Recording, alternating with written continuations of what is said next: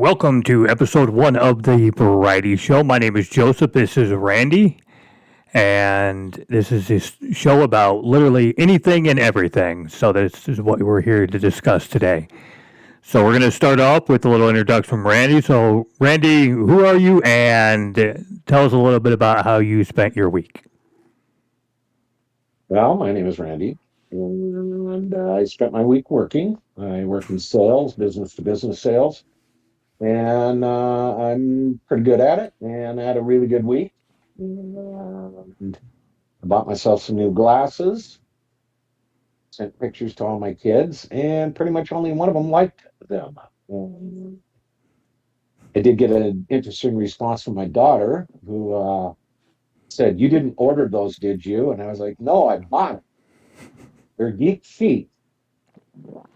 And I was left unsupervised.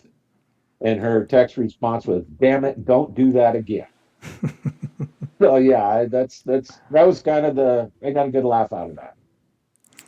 What about you, Joseph? How'd your week go? Week went pretty good. Ended up getting into a little bit of Power World this week, the game. And it's kind of a combination between Pokemon and Ark. So it's kind of interesting. Yeah, it's interesting for sure. But been enjoying that. Other than that, not much has been going on in general. So, and with that, actually, kind of speaking of such topics, right? The first one we're going to start is going to be generations complaining about one another. So, what created that, and what is the gap and difference? Is it just societal standards? Is it going to be one's more hippie verse, one's more technologically verse? And I'll let you take the stab at that. Well, I like this topic. Um, this has been something, that each generation uh, thinks whatever they're doing is new and different. And when I was in my youth, we complained about the older generation and don't trust anyone over 30, and how they really didn't know what they were doing, and they complained about us as being uh, dumb and out of control and didn't do our chores, and we're out there protesting or doing whatever it was we were doing that they didn't approve of. And the fun part of that is if you look back through history, I mean, even there's ancient Roman writings where the older generation was saying, "We don't know what's going to happen to the world with this new generation. They are lazy and no good." And that's gone on throughout history. And now it's going on again. And I just find it funny when people get very animated about it, and think that, oh my gosh, this generation ahead of us is just the worst, or this newest generation is just the worst. Throughout human history, that's been going on. And there's letters from the Civil War where the mother is complaining all the children want to do is read novels and they don't do their chores. And then, of course, it went into radio. All they do is listen to radio and don't do their chores. March forward through time to today, where all they do is sit on their phones and they don't do what they're supposed to do. And so the continual griping between the generations seems to be a human constant of some kind. And I just find it entertaining. And if people were to look into history a little deeper, they'd see that there really isn't anything new under the sun. We have better technology and better transportation and better weapons and all this, but people are still people. And for the most part, I believe people are decent. Yeah, but is there a part where that goes too far though, and where that becomes an accuracy? I'm not sure I'm following, Joe. Well, it has to do with the complaining about the other generations and how they're lazy, complacent, however you want to put it. Is there a point where that's an accuracy that is truthful, or is it more Well, just evolving with how times are. I think it's always been truthful. I think it was always, uh, the older generation is stuck in their ways and doesn't understand the new generation. And the new generation isn't like the older generation. And because you know what? They're not old. I mean, so I think that there's a considerable amount of truth in it. I just think these times are unique because of this is what's nonsense. So what do you think we do to bridge that gap? Educate. I think people talking to each other, is because you'll say, you can say to somebody, well, what you think your kids are no good? Oh, I got great kids. Oh, what, you don't like your grandparents? Oh no, I love my grandparents. And it's almost like this game we play with each other to I don't know, amuse ourselves. I don't know. It's but I think the opening one's mind and not just listening to others and really looking at an individual inventory of, what do I really know about the older generation? What did they accomplish when they were our age? Now, Were they always? is there going to be a educational difference between the two of them though? Because each obviously generation, the schooling, what we're taught, et cetera, is just slightly a little bit different. So is technically, if you look at it, there is truth to this generation is more educated than the previous, knowing that we add, subtract, and it's more based on what we're learning, not exactly the intelligence in itself, in my point of view. Like, one of the things that I've heard my contemporaries complain about is they don't teach cursive in school anymore. Hmm. How are these kids? Why aren't they writing cursive? Because there is no reason to. You know, I mean, I think people need to know it so they're going to read historical documents or whatever. But how many historical documents have I really read in my? I mean, the importance of it is waning. Everything, and it's a digital world now, and those documents have been translated from cursive, and you can get online and you can read it in regular printing. Um, and so I think that it's, oh, they can't do math in their head. They've always had a calculator. Hmm. Well, that's not necessarily true. I mean, I remember when calculators came, and we weren't allowed to use them in math class. In fact, we weren't at first. You're not even supposed to have one in the school building, and then it was, okay, we'll let them in the school building and you can do them you can use it for your homework, but you're not going to use it on the test and all that. And I don't. Everybody, if you got a cell phone in your pocket, you got a calculator. I don't think anyone's going to be paralyzed because they're not able to do long division in their head.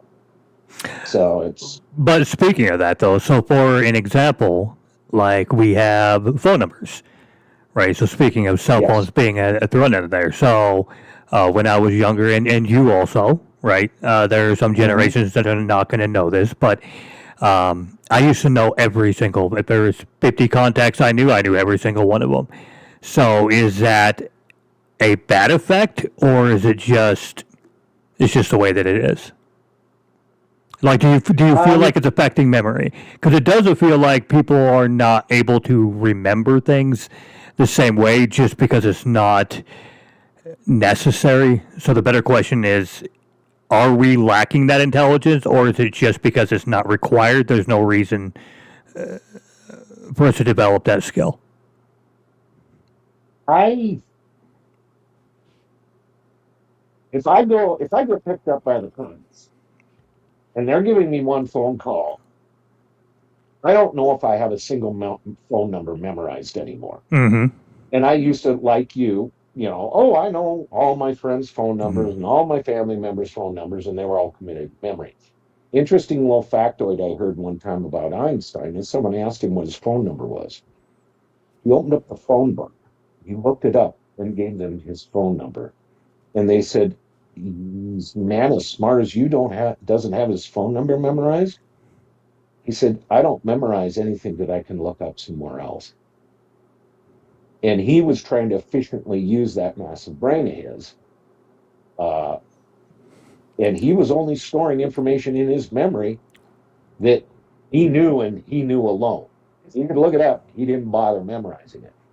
So I don't know if that speaks to the intelligence of people that can't remember their Yeah, I phone was gonna numbers. say I don't think that's a direct Yeah, correlation to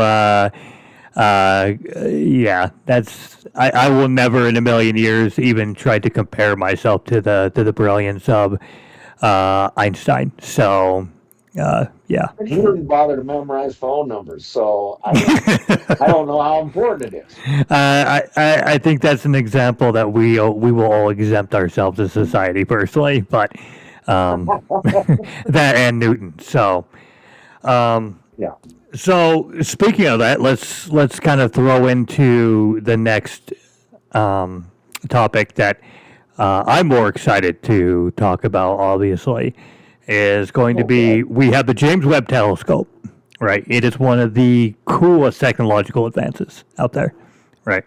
Agreed. Agreed. So what is the end game of it? Where does it end? So because the whole thing is we're seeing past, right? We're not seeing present. We're seeing how. So what happens if we end up in your idea of what the beginning of time looks like? I think it's super exciting. I mean, they're already having to rewrite theories on the creation beginning of our galaxy, our universe, because it is seeing things that doesn't fit our current models. And I think it's tremendously exciting to see where this ends up going. Uh, the and the exoplanets that are being found and the information they're able to get that, oh, this exoplanet has a, hydrogen atmosphere or whatever they're Mm, coming up with. Oh, it's raining diamonds on that planet. And again, I gotta think that the methods they're using to determine whether it's raining diamonds or not will probably become refined, and those ideas may even be debunked. And now it turns out it wasn't raining diamonds; it was raining, whatever, granite crystals. I mean, who knows? But it's I think that we're going to learn a lot. We are already learning a lot, and I think that as a people is important. I mean, I love finding out. What was the most recent thing? There was like black holes and some kind of symmetrical arrangement or something. I mean, there's stuff there that's just baffling them. And I think that as a collective knowledge for society and as for humankind, uh, it's tremendously exciting. Is it going to change, whether I butter my toast in the morning? No, but it's exciting and it's new and it's fresh and it makes people think and to look into the deep times back. It's it's great. Where it ends, I have no idea. It's just so fantastic. Maybe we'll find 2001 out there somewhere. Who knows? what if we see God? I think we see God every day. We just don't know we're seeing. No, no, no. That's So the whole idea that's right. is idea and on the religious aspect, and you know that I'm very in between on the subject. So, Yeah. but the idea is God created the universe. Well, there had Hmm. to be a beginning to that before it was the creation existed, right? Yes. So, Yes. what does the world look like? Honestly, what does the world look like, in your opinion, if the next scene is a higher power? Well, I think we're getting close to that in many ways. Uh, the you want to talk about the creator of the universe, okay? Well, there had to be pre-creation. Uh, I mean, space and time and gravity and so many things that we don't understand were probably created or appeared, or however you want to put it, at some point in time. I mean, if there was nothing but a void, it would be devoid of the laws of space and time and gravity. And so I think what we're seeing actually heading the other direction when you get to a subatomic level, and now I'm seeing quarks that are appearing and disappearing, and you're seeing,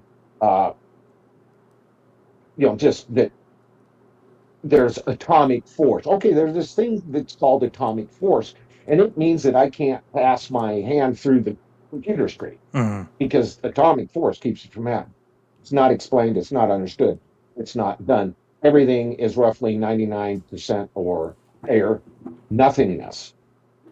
And so when those quarks, etc., are disappearing and reappearing, I think they're interfacing with a universe that isn't established in parameters of space and time. And I think the further we look out, when we get to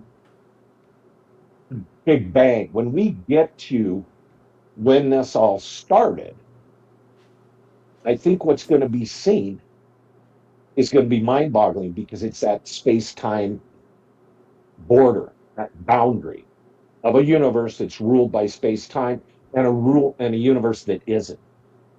And I think that it's going to become as baffling as the subatomic physics, in that there's so much we don't know. I think the further we look out there, the more we're going to be struck and find that perhaps the only explanation, as some of the great scientists have concluded, is that there is a God, and we don't understand him any better than we do space-time. And the more I think things are getting more mysterious, not more clarified with the James Webb, and I'm excited to see where it goes. So back on to the where I was going with this. Okay. So we have an image, and you see God. Let's say he exists. You see God Not like as an embodied presence. as an embodied whatever, right? Okay. Goes back to that, right? Does Yeah. it cause global destruction? Because I think it does.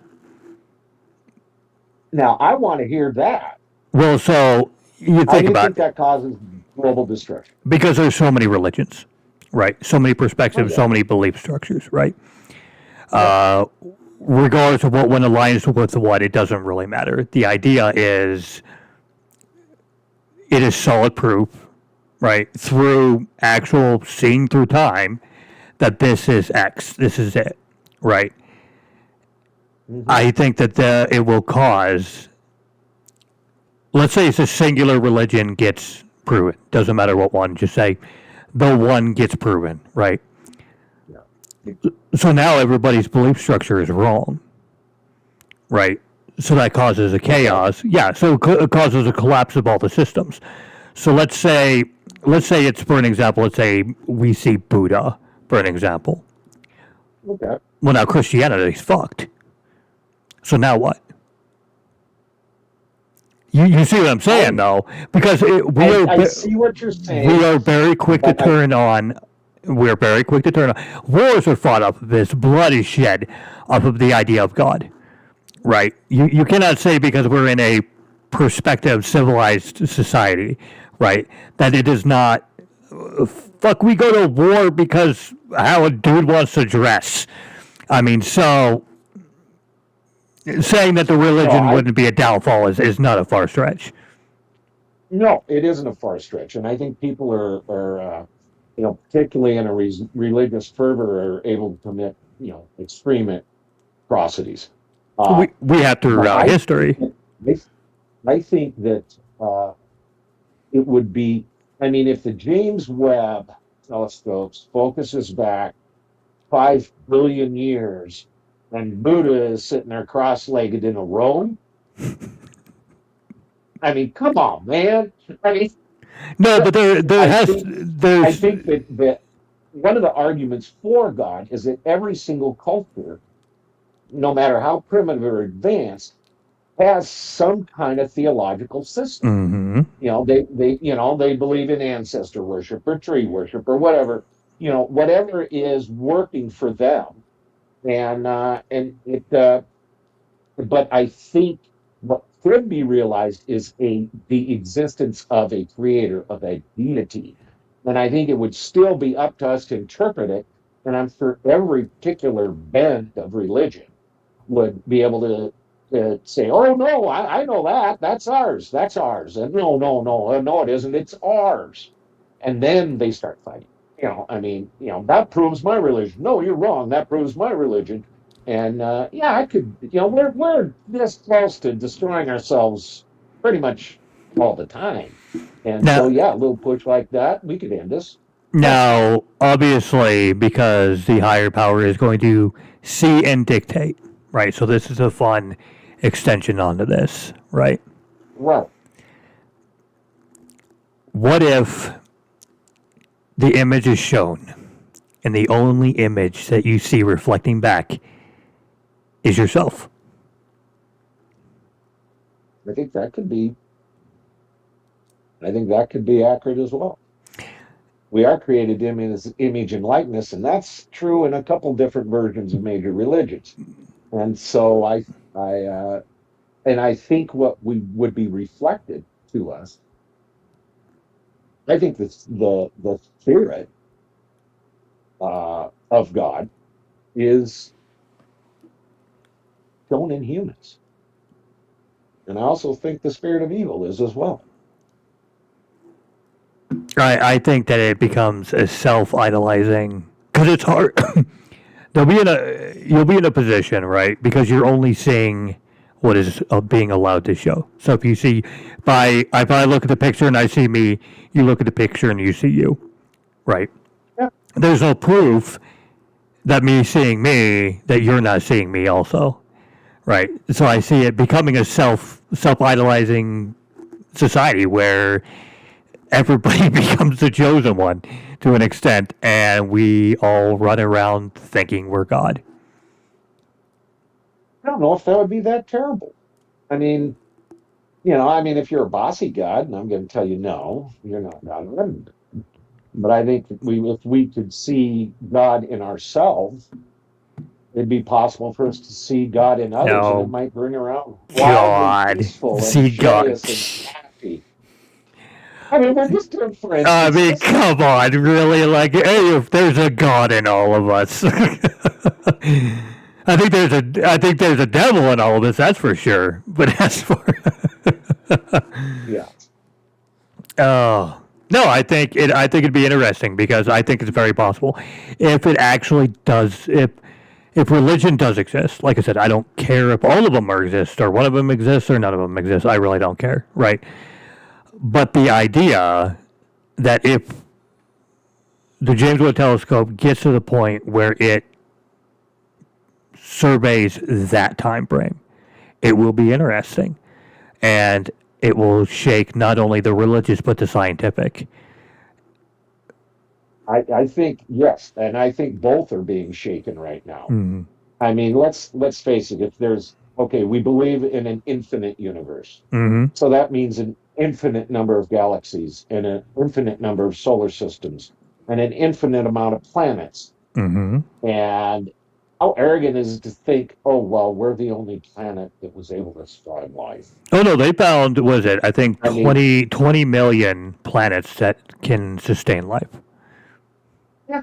And so I think that a lot of things, theology is going to have to be re-looked at and re-examined, along with science, because the volume of new information that we could end up acquiring through this could rewrite everyone's basic thought patterns and challenge everyone's basic beliefs and tenets and principles. And you know what? And I believe humankind is extremely adaptable. That's how we aim to be an apex species. And I think we'll figure it out. And I think we'll kill each other while doing it. That seems to be proven by history. Mm-hmm. Yeah, I mean, it's going to be it's. I think more information is better, and I think that humanity is can be counted on to survive, and it can also be counted on to just ride that ragged edge of destruction. True. Well, speaking of the outer space and the planets and everything, so what would you do if you were approached by an alien? What would be your first response? I would shit my pants, and then after that, I mean, I think I would, and I would want to. I don't know. I'd like to hope that I was curious and inviting, and that kind of maybe wait and observe and try and determine their goals or objectives in coming to visit. I certainly hope that. I mean, I'm sure there's X number of humans that would just start shooting. Um, I don't think I would hope I'm not one of those, but I have no idea how badly I'd freak out. Uh, I'd shoot but it. I'd shoot it 100%. Just gone. Wouldn't you think twice about it? I'd just be like, "Hi, welcome to Earth." and you know what? I would expect no other answer from you. Exactly. Exactly. You know me. You know Now, me well enough. Hmm. let's say you have killed one of the first aliens to arrive at our planet. What do you do then? You gonna gut it and see how it tastes, or what? You know, I don't know. I don't think I would eat an alien. That one I think is stretching a little bit too far. I don't know. I think I would. I would probably go on YouTube Live on the Variety Lounge, and it would be a discussion as I got it hanged as a rack in the background, and be like, "Present the proof," and then the government would come and take me away, and then take my proof, and then my life would suck. So. Yeah, yeah. But man, for a moment, you would be so famous. Oh God, yeah! It would be instantaneous fame. It would be, yep. The show would blow up to 80 billion views, and then that'd be the last you would see of me. That would be that. Yeah, and there'd be a new phrase in the lexicon of slang, and it would be, "What, you just gonna Joe that guy?" Yeah, I mean, exactly, exactly. I'm okay with that. Actually, we could just start using that now. I'm okay with that. Yeah, watch out! I'm just gonna Joe your ass. Yeah, I like it. We will absolutely claim that as a phrase to use from now on.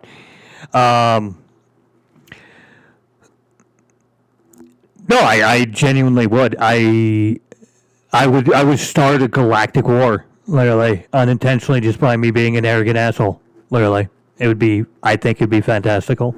I would own it too.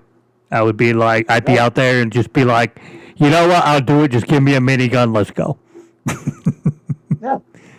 There we go. And we're vaporized. But, Hey, but I look cool as shit beforehand. I tell you. Maybe I could look cool with vaporizing too. If we got one of those like super slow mo cameras, fucking be sick. yeah. Yeah, just watching me just get dissolved like molecule by molecule. Fuck yeah, that's a way to go. Yeah. Yeah. Yeah. All right. Sounds somewhat painful, but yeah, whatever. It'd be quick. It would. Yeah, I don't think your Unless they nerves would be able to decide over a respond. 6-month period of time. Yeah, that would definitely. I think that your body would give up before that would happen. Honestly. Yeah. Yeah. Just the mental state would just kill itself. Honestly, it would just give up. So speaking of that, so we have video games, we have entertainment and such.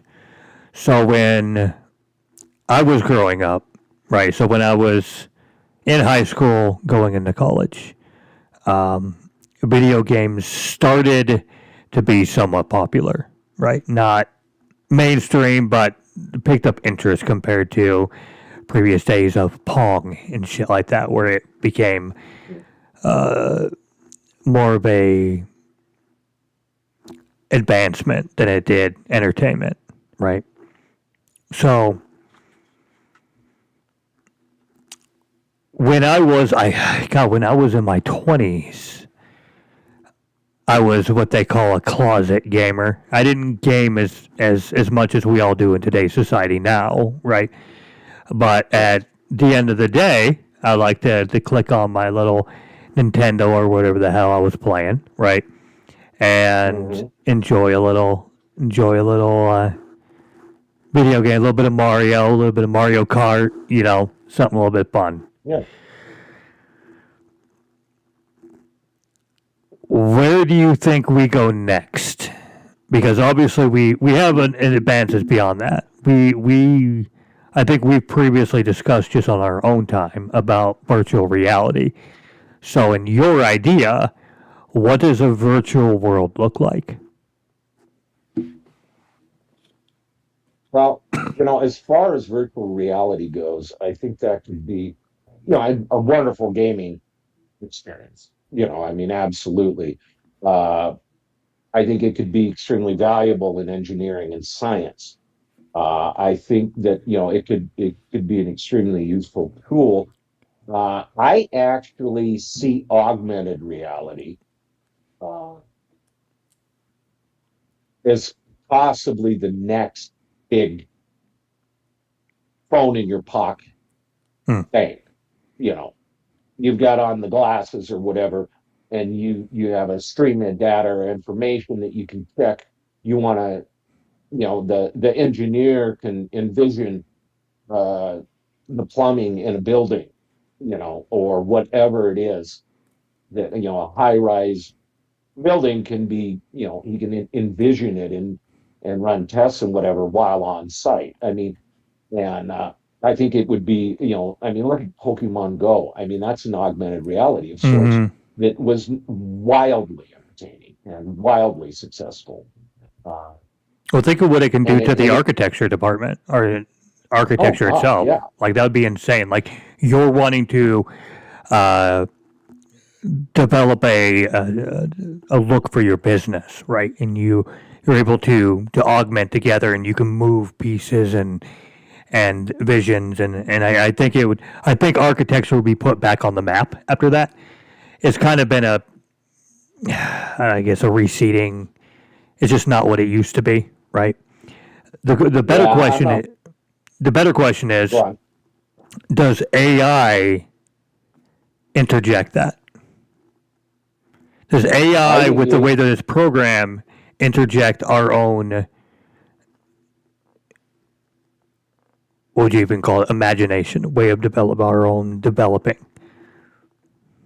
I think that with AI, with uh, holograms becoming Mm. a reality, with VI and with augmented reality, I think that's probably the next huge media wave. I think as humans, uh, I would love to think that it's just going to be used, you know, for all these good things to better society. No, um, it's going to be used for gaming. It's going to be used for porn. It'll be used for if you're designing an automobile, the augmented reality would be fantastic, Oh yeah. and see it. I mean, or a building like you were saying, or whatever. I think it's going to be used everywhere, kind of like um, the internet is now. I mean, and the internet will be fueling it as well. It's I think that's probably if I were to try and predict. Uh, I mean, I was talking about radio earlier, and then we moved on to television, and then we moved on to computers and the internet. And I think the next big jump in that whole chain of events is going to be uh, holographs, VI, and AI. And I think AI, it leaves me vaguely concerned as to, and I think that's basically where, okay, we make this perfectly thinking being, and they're going to figure out that, what this planet needs is get rid of this infestation of human beings that is screwing it up.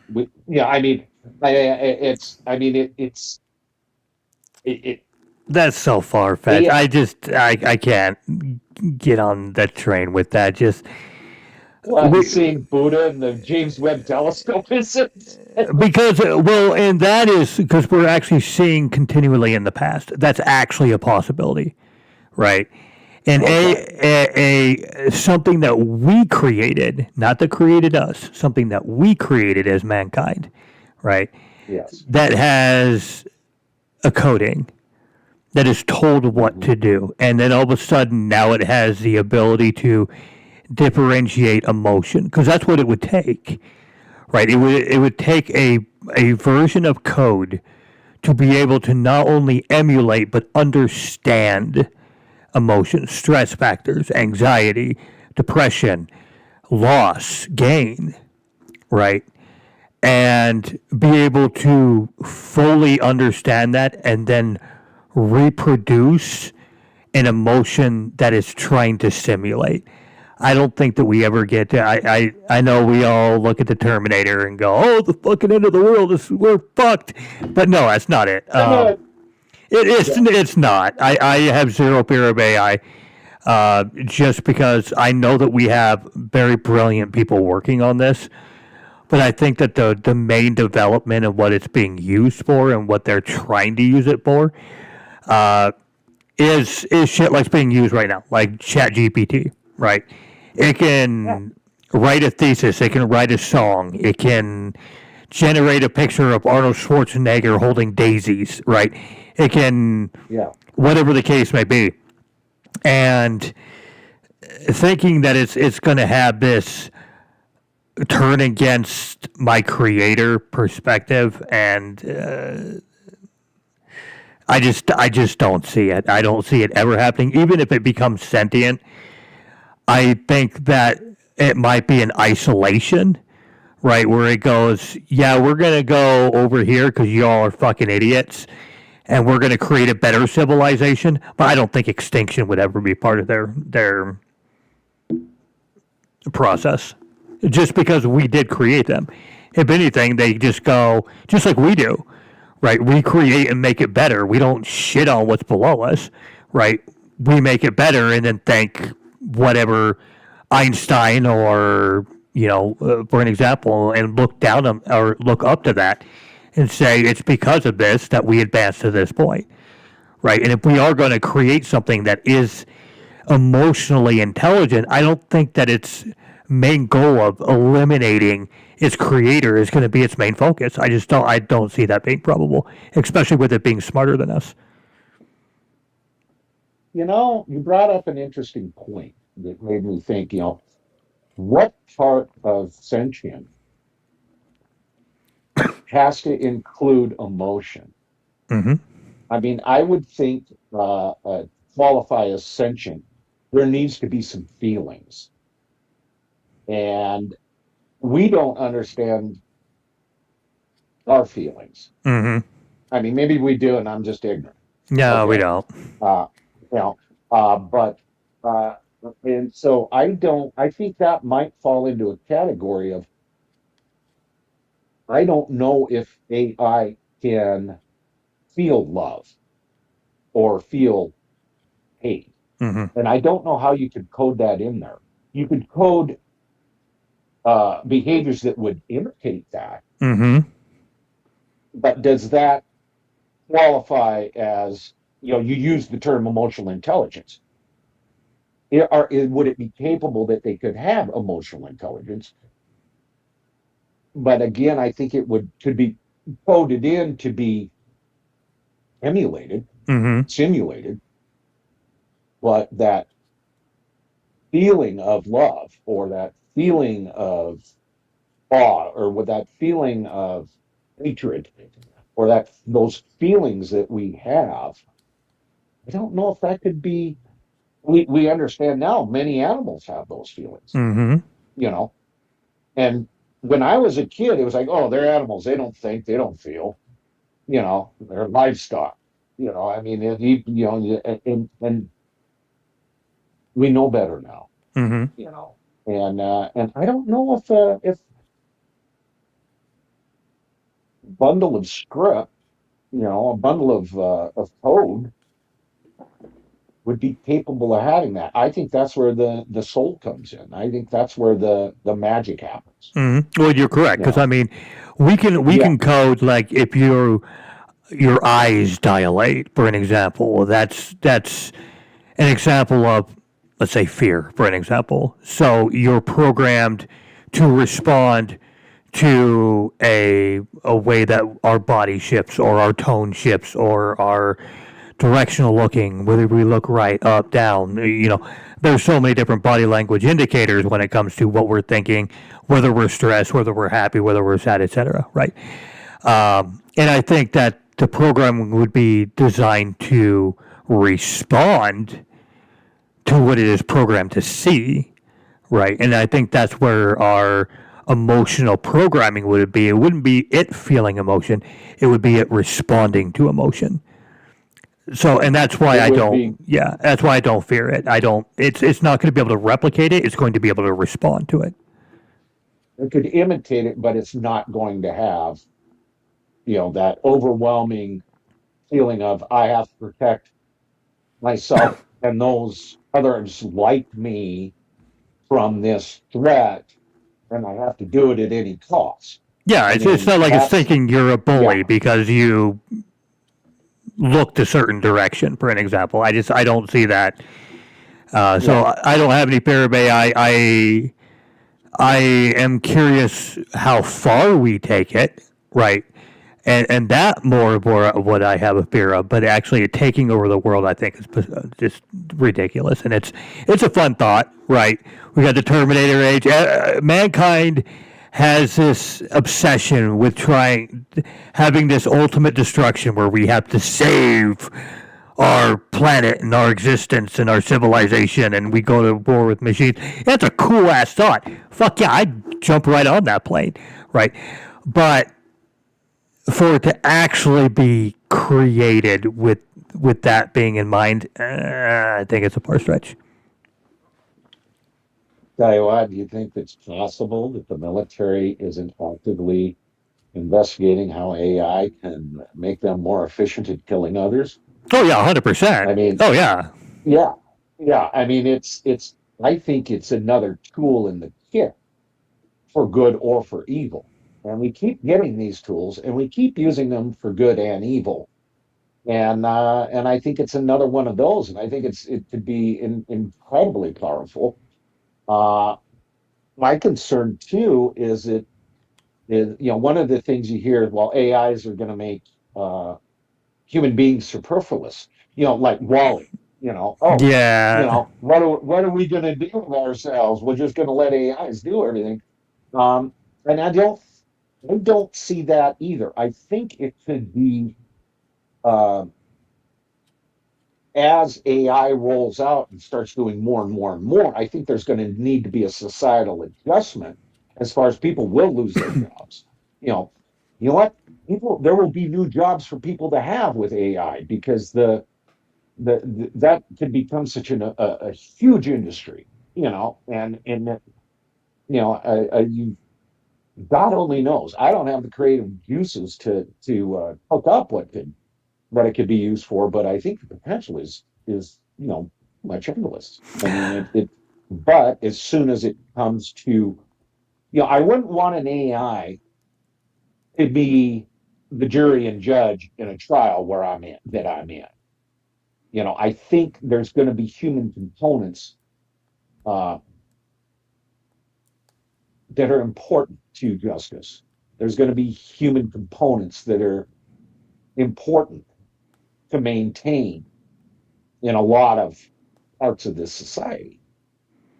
We are human and we relate to each other on a human level. And I don't think we're ever going to be able to relate to AI in the same way because that emotional magic, that soul wouldn't be there. Well, and man needs purpose to some extent, right? It's Yeah. just especially there's so many details within the fabric of us individually, right, that we would lose if we just had nothing to do. I mean, we could obviously watch a lot of entertainment, be entertained by, for an example, other people doing podcasts or streamers, whatever the case may be. Like those people, I still think would be okay, right? The normal working men, if AI was to through robotics and everything, right, was to replace every element of it, um, I think there'd be a lot of suicide, truthfully. And but I think that we would be fine as a society. It would just be individually you would have to find a way to make your mark. And I think there'd be a massive decrease in population. I think that the population of the earth would go incredibly down. Um, we'd have an overproduction of literally everything. And yeah, I think that for those who decided to stick along for the ride, would really have to focus or find a new purpose for mankind in general, individually and socially. I don't disagree with you. Yeah. And I think to take that a little further too is that I mean one of the concerns. I mean, in a puritanical viewpoint was idle hands are the devil's playthings, Mhm. and it's not totally untrue. I mean, in that I think if we were given too much time, we're going to get up to some pretty serious mischief.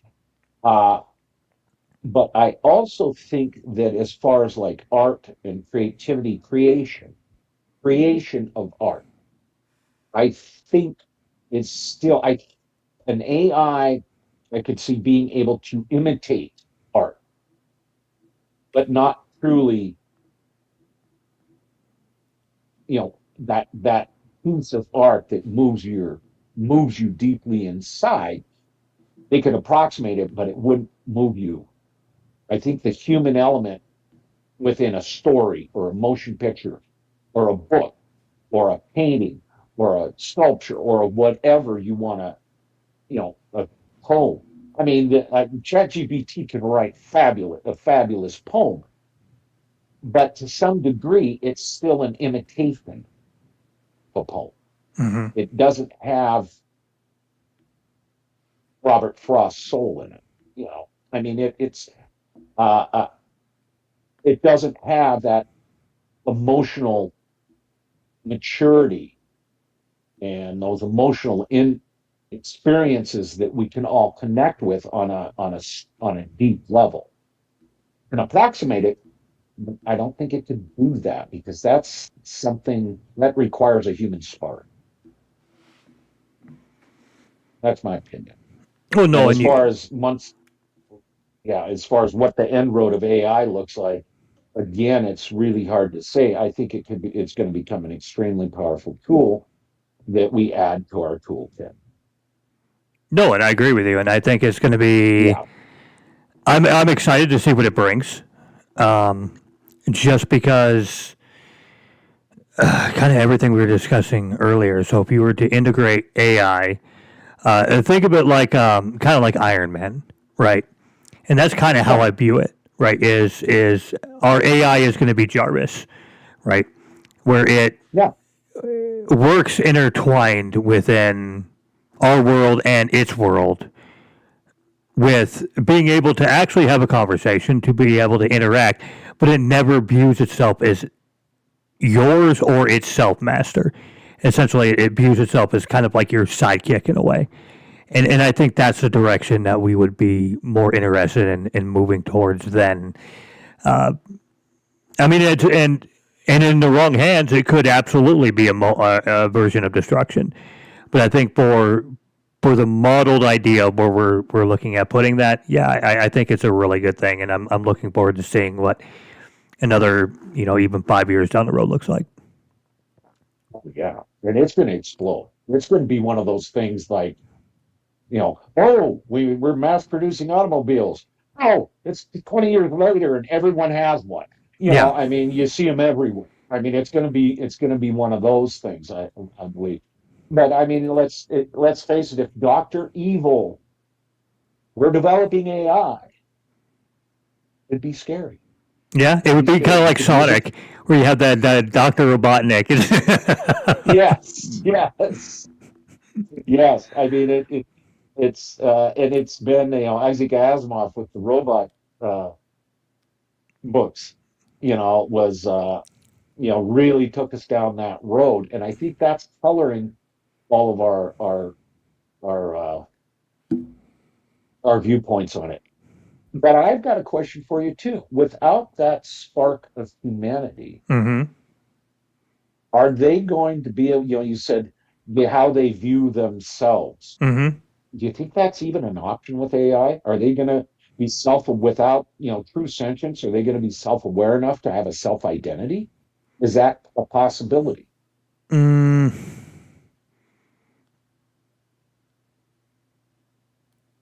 no, because you would have to have an emotional connection to be self-realizing, right? I think that through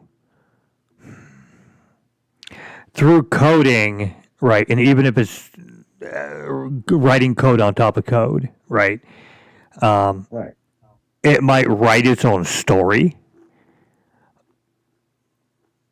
but But there's it's going to be still, emotionally, yeah. but that's what I'm saying. But there's still not going to be an emotional trigger behind it. So um, maybe it wants to be a god for the day, and it pretends that it's a god and acts like a god. But I really do think it's going to be something like what you see Jarvis in Iron Man. I really do think that's the direction they're going. And if that actually becomes it, God, how fascinating would that be, right? Where it can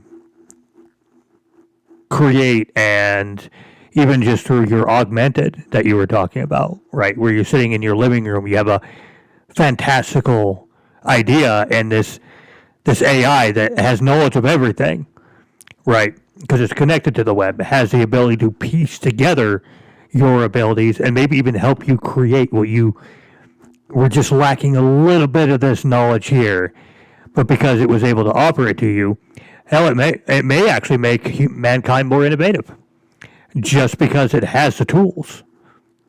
Yes, yes, because you can ask it a question and get an answer Yeah. on anything. Yeah. Be I like, mean, hey, if I yeah, combine these yeah, two elements, what happens? Well, I don't know. yeah, Well, let's simulate it.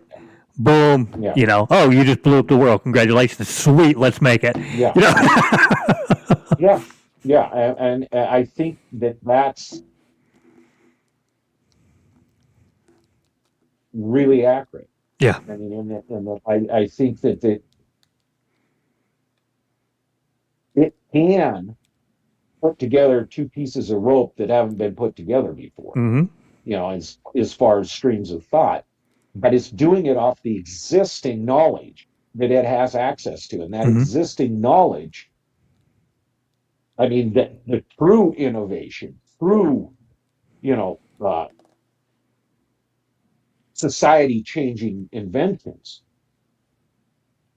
has to step past what we already know. Hmm. And I think I think that emotional drive that human beings have to be the greatest at whatever it is. You know, I think that would be missing from the AI. I mean, again, if you wanted to, you could write code so it could emulate that, but it wouldn't be that. That Correct. I'm going to invent the electric light bulb. And I am going to take however long it takes and do with however many experiments I do to invent the electric light bulb. I mean, it could have probably ran those experiences but that drive to do it. Hey, here's something no one's ever tried. I don't know. I don't know. It's going to be fun to see. Um, I think we're living in an extremely exciting time. We are. And to see where that goes from tomorrow and however long in the future, we're here to experience it. So, where we're at right now, we are actually at the end of this program. It's Right. It's been a really fun episode. For those of you who are watching, I greatly appreciate your time. And feel free to leave in the comments if you have any comments or subjects that you would like us to talk about. We will be live every Saturday. We haven't decided on an actual time specifically yet, but we will be once a week on Saturdays. Please be sure to like, comment, and share, and hit that notification bell, pretty please. That would be amazing. It would help us grow if you enjoy our show. So, if there's anything else you would like to say, Randy. Yes, I really, I think we could run out of topics. So, folks, please write in. That's help us out a little bit. But well, this is fun. I enjoyed this. I hope everyone watching did as well. All right. All right. So, until next week, see you all. Nice joke.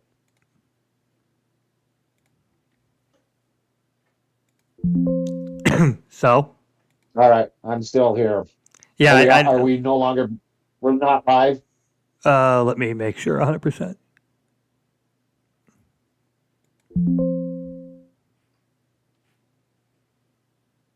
Gotta go to the bathroom.